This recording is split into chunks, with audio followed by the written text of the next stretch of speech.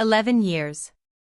11 brutal, soul-crushing years I gave to that toxic wasteland masquerading as a cutting-edge technology company. 11 years of watching incompetent executives parade through corner offices while I held the entire operation together with nothing but spite, spreadsheets, and an encyclopedic knowledge of federal labor law that would make employment attorneys weep with envy.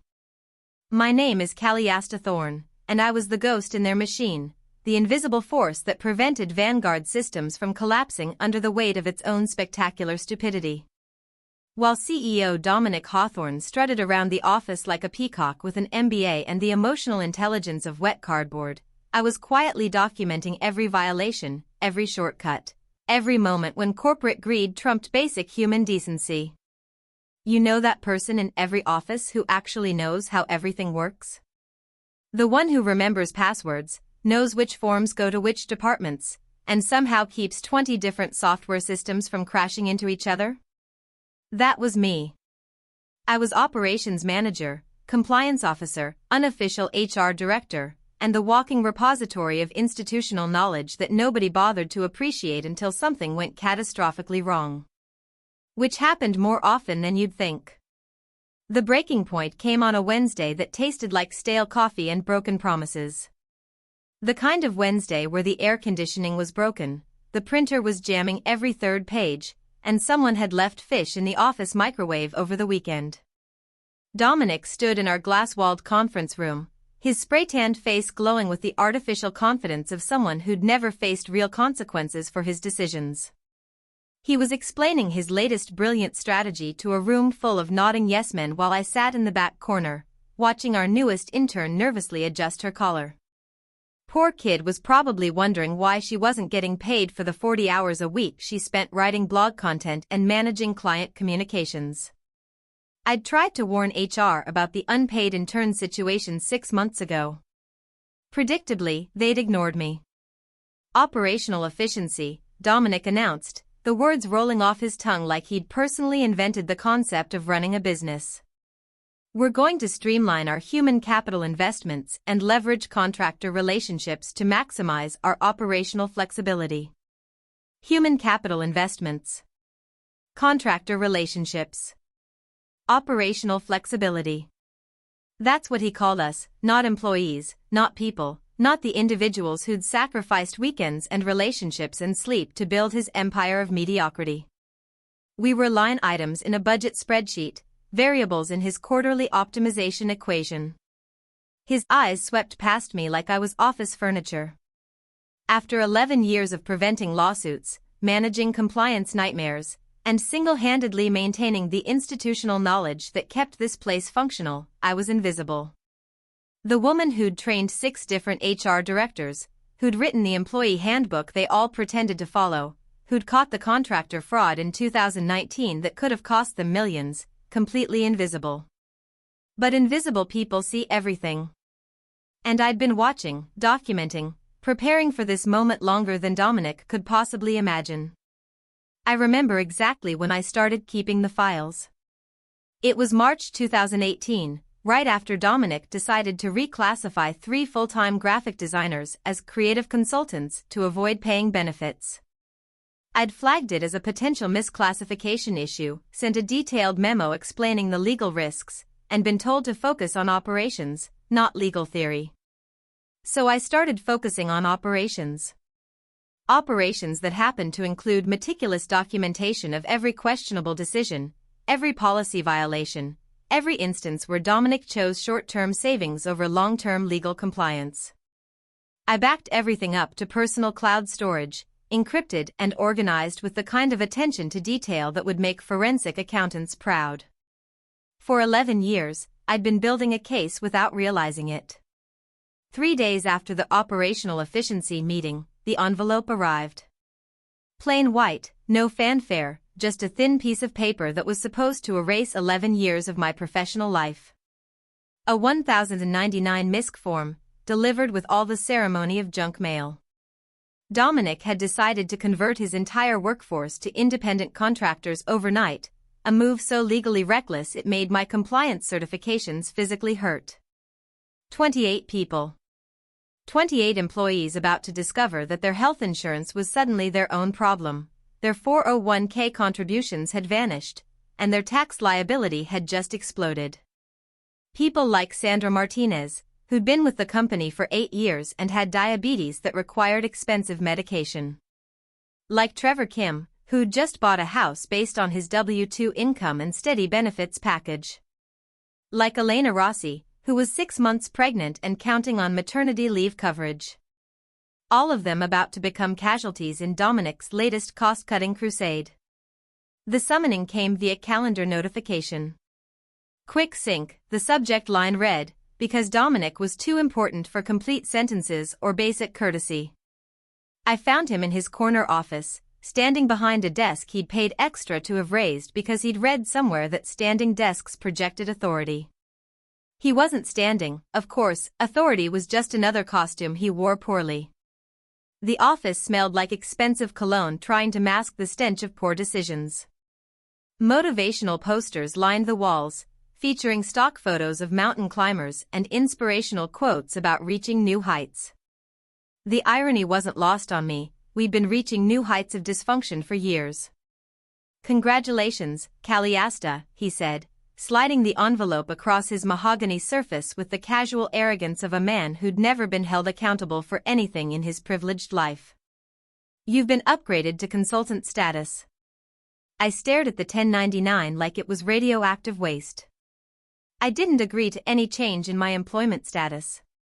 He waved my concern away like smoke, that insufferable smirk never leaving his face.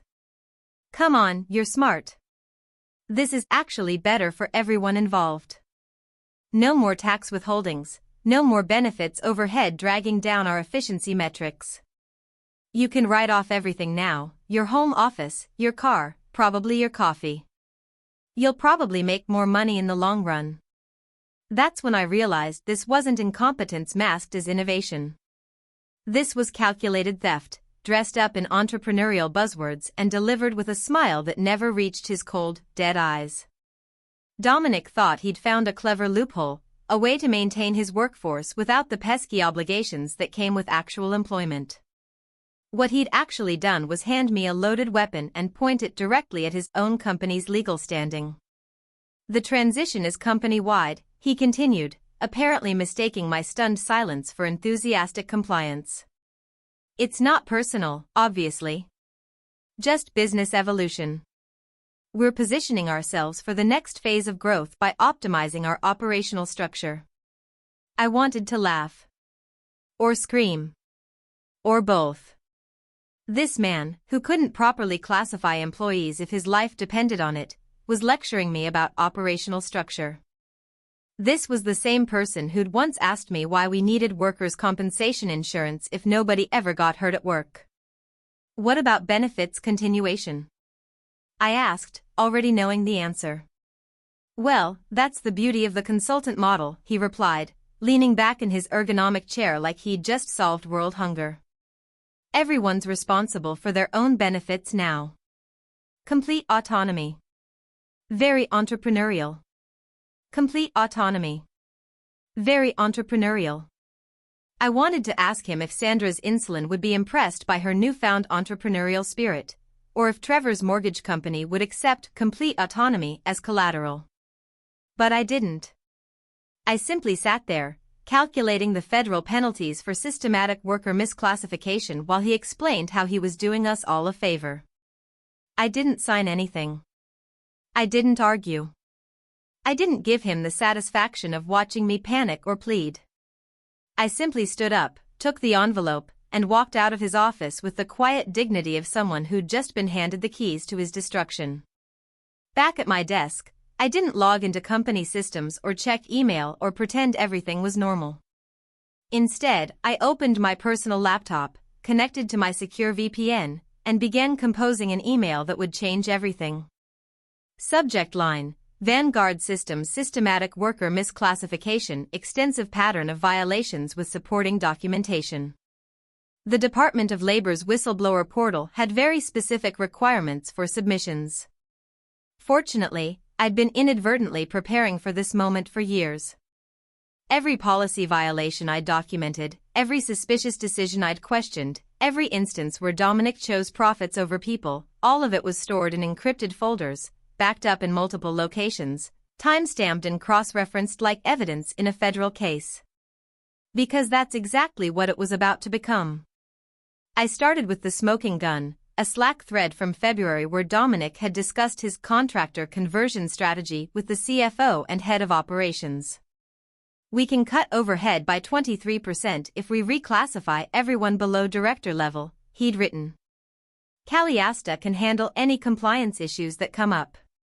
She knows how to make problems disappear quietly. He was absolutely right about one thing. I did know how to make problems disappear. I just hadn't told him which problems I'd be eliminating. The attachment list grew as I worked, internal emails discussing cost-cutting measures, policy memos I'd written that were subsequently ignored, documentation of the unpaid intern violations, records of overtime pay adjustments, and screenshots of the company handbook that clearly defined full-time employee responsibilities that hadn't changed despite our new consultant status. My favorite attachment was a recording from the all-hands meeting where Dominic had explained that we were transitioning to a more flexible workforce model to remain competitive in today's dynamic marketplace. I'd started recording company meetings after the third time my written summaries had been dismissed as not reflecting the actual discussion. The Department of Labor received my submission at 4:47 p.m. that Wednesday. 57 attachments, including a detailed timeline of violations dating back to 2018 and a comprehensive analysis of how the company's actions violated multiple sections of federal and state employment law. I hit send, closed my laptop, and drove home to my apartment where I opened a bottle of wine and waited for the earthquake to begin. 2 weeks later, Dominic's carefully constructed world began crumbling with the quiet efficiency of a controlled demolition. The first notice arrived via certified mail, an official audit announcement from the State Department of Labor, Office of Worker Classification and Wage Integrity. The investigation would cover 7 years of employment practices, with particular focus on recent contractor reclassifications and systematic pattern recognition. I learned about his reaction from Miranda Santos, one of the few people still inside who remembered when I'd helped her navigate her FMLA paperwork during her father's cancer treatment. She texted me a photo, Dominic in the lobby at 8:15 a.m., face the color of notebook paper, clutching the audit notice like it contained his medical death sentence. Emergency board meeting called for this afternoon, her next message read. He's blaming administrative confusion and legacy system issues. Ironic, considering who built and maintained those systems for the past decade. The irony wasn't lost on me. The legacy systems he was blaming had been meticulously maintained by the person he'd just tried to erase from payroll. Every process he claimed was automated required manual oversight I'd been providing for over a decade. Every compliance protocol he took for granted had been created, updated, and maintained by someone he was now calling a former contractor who handled routine administrative tasks. While Dominic scrambled to reconstruct documentation from memory in desperation, the state auditors had access to a complete digital trail of his decision-making process. They could see every corner he'd cut, every warning he'd ignored, every policy he'd violated in pursuit of higher quarterly profit margins. The beauty of systematic documentation is its complete indifference to ego or narrative. Numbers don't lie, timestamps don't negotiate, and email servers don't forget. While Dominic spun elaborate stories about market evolution and operational efficiency, the evidence spoke in the cold, precise language of federal violations and personal liability. My phone rang constantly during those weeks. Dominic's number appeared multiple times daily, each call a little more desperate than the last. Voicemails evolved from confused to concerned to panicked to genuinely terrified. I never answered. After 11 years of being treated like office equipment, I thought he might appreciate the experience of being ignored when he desperately needed someone's specialized knowledge. Instead, I answered a different call, one from Director Helen Morrison at the Ohio Department of Revenue. They'd reviewed my whistleblower submission and were genuinely impressed by the quality of my documentation and the depth of my compliance knowledge. The audit trail was so comprehensive, so professionally organized, they wanted to offer me a position in their expanding enforcement division. "We need people who understand how these systems actually work," she explained during our phone interview. "People who can spot the violations others miss, who know what questions to ask and where to look for answers." The poetic justice was absolutely perfect. Dominic's brilliant cost-cutting measure hadn't just triggered a federal investigation, it had created a job opening in the very department that would be prosecuting him. I accepted the position immediately. My first week at the Department of Revenue coincided with Vanguard Systems' formal response to the preliminary audit findings. Through official channels, I learned that Dominic had attempted to characterize the widespread misclassifications as temporary administrative adjustments during a platform migration and organizational restructuring period. He'd even had the audacity to suggest that responsibility for the violations lay with his former operations manager, describing her as an independent contractor who handled routine paperwork processing and may have misunderstood certain classification protocols. 11 years of institutional knowledge, reduced to routine paperwork processing. A decade of preventing legal disasters, dismissed as misunderstanding classification protocols. The auditors were not impressed by his revisionist history or his attempts to shift blame to the very person whose documentation was building their case. The investigation expanded rapidly. What started as a focused worker classification audit became a comprehensive examination of Vanguard's employment practices dating back to 2016. The auditors discovered unpaid overtime violations dating back 4 years, systematic mishandling of intern classifications, benefits fraud involving terminated employees, and a clear pattern of cost-cutting measures that prioritized profit margins over legal compliance. Each discovery led to additional penalties. Each violation carried compound interest. Each attempt to minimize or deflect responsibility only strengthened the case for intentional fraud rather than administrative error.